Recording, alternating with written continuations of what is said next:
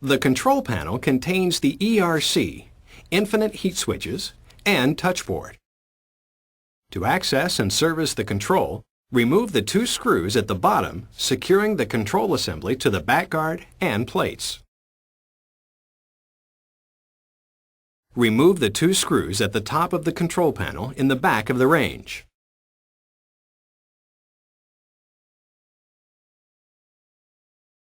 Pull the bottom of the panel out while lifting upward, and note the U-shaped fastening tab seen here on the top of the control.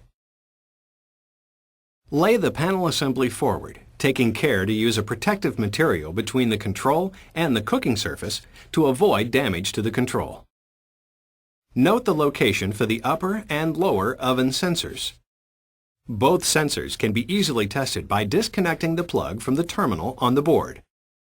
Each sensor is rated at approximately 1100 ohms at room temperature.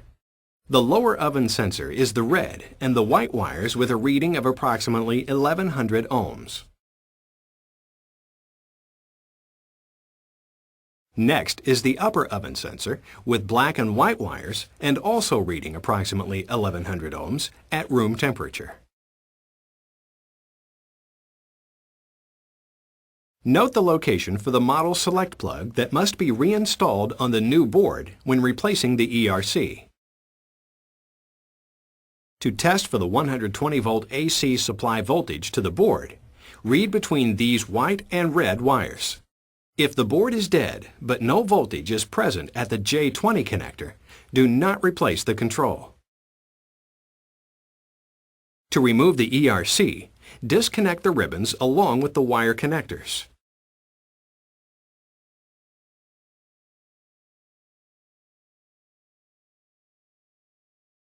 Here is the J20 for the 120 volt AC input, the J21 for the surface indicator lights, the J5 for the oven sensors, and the J6 for the oven probe. Also the J16 for the lock circuit and the J17 communication connector.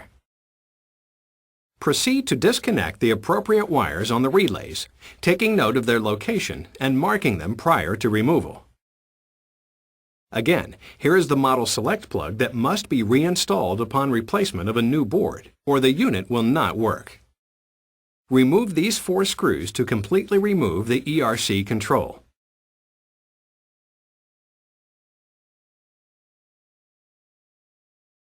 Once removed, the board lifts up and out for replacement. Take note that a replacement ERC will come as 2 boards and need to be assembled. It is simply a matter of utilizing these 7 screws.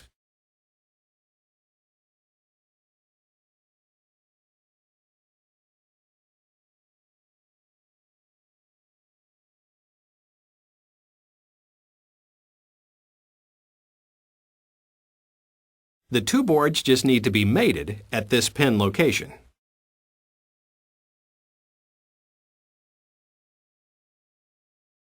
Take care that the pins seat correctly. To replace the glass crystal by itself, start by removing all of the surface unit knobs.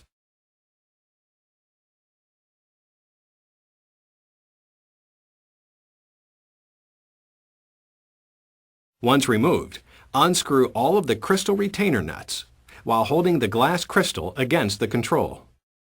This will prevent the crystal from falling forward. Pull the glass crystal forward about 3 inches away from the control panel to access and unplug the 2 ribbon connectors. Disconnect the ribbons by holding them securely at the base and squeezing in on the locking tab while pulling straight off. Repeat the steps in reverse order to reassemble the unit.